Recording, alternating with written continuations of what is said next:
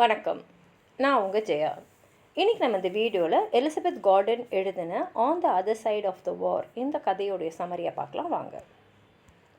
இந்த கதையில் பார்த்தீங்கன்னா எப்படி ஒரு கல்ச்சுரல் சோஷியல் எமோஷனல் காம்ப்ளெக்சிட்டிஸ் ஒரு அமெரிக்கன் வியட்நாமீஸ் ஃபேமிலியில் நடக்குதுன்னு. அவங்க வாழ்கிறது வெஸ்ட் வர்ஜீனியா. இது ரூரல் இடம்.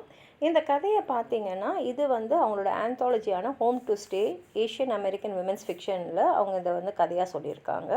இது கிட்டத்தட்ட கார்டனுடைய அவங்க வாழ்க்கையை பற்றி சொன்னதாக கூட நம்ம எடுத்துக்கலாம். ஏன்னா இவங்களும் ஒரு வியட்நாமீஸ் மதருக்கு தான் பிறந்திருக்காங்க. அப்புறம் ஒரு யூஎஸ் அமெரிக்கன் சோல்ஜர் அவங்க தத்து எடுத்துக்கிட்டு அமெரிக்காவில் வளர்த்தாரு. கதைப்படி பார்த்திங்கன்னா ஒரு 24 வயது அமெரிக்கன் போர் வீரர்.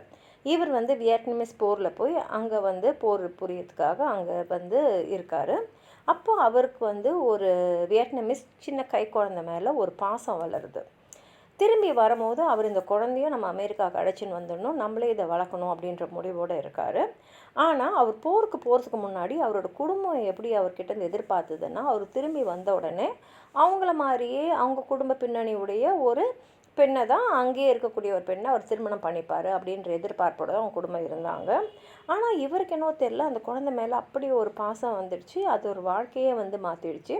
அங்கே போய் அமெரிக்காவில் அவர் குடும்பம் தேர்ந்தெடுக்கக்கூடிய அவங்க பின்னணியில் இருக்கக்கூடிய அந்த பெண்ணுக்கு பதிலாக இந்த குழந்தைய வளர்க்கணுன்ற அப்படின்ற எண்ணத்தோடைய ஒரு வியட்நாமீஸ் பெண் ஒருத்தியை திருமணம் செஞ்சுக்கிறாரு.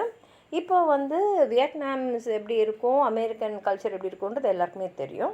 இப்போ அவர் அவருடைய புது மனைவியும் அந்த குழந்தையும் அழைச்சிக்கிட்டு அவர் வெஸ்ட் வர்ஜீனியாவுக்கு வராரு. அவருடைய பெற்றோர் எப்படின்னா ரொம்ப சாதாரணமாக அந்த பாரம்பரியத்திலே வளர்ந்த ஒரு பெற்றோர். அதனால் அவங்களால தன்னோட மகன் ஒரு வியட்நாமீஸ் பொண்ணை திருமணம் பண்ணி ஒரு குழந்தையோட வீட்டுக்கு வந்ததை அப்படியே ஏற்றுக்க முடியல. ஏன்னா நிறைய விஷயம் இருக்குது, கல்ச்சர் இருக்குது, அதுக்கப்புறம் அவங்களுடைய குடும்ப பின்னணி, அவங்களுக்கு தெரிஞ்சவங்க சுற்றுவட்டாரம் எல்லாம் இருந்தாலும். ஆனால் கடைசியில் அவங்க என்ன பண்ணிடுறாங்கன்னா, இல்லை நான் என் பையனுக்காக, அதுவும் என் பையன் அந்த குழந்தை மேலே வச்சுருக்கிற பாசத்துக்காக நான் இந்த கல்யாணத்தையும் சரி அந்த குழந்தையும் ஏற்றுப்பேன்னு சொல்லிவிட்டு அந்த பெற்றோர் ஏற்றுக்கிற மாதிரி இந்த கதை முடிஞ்சிருக்கு.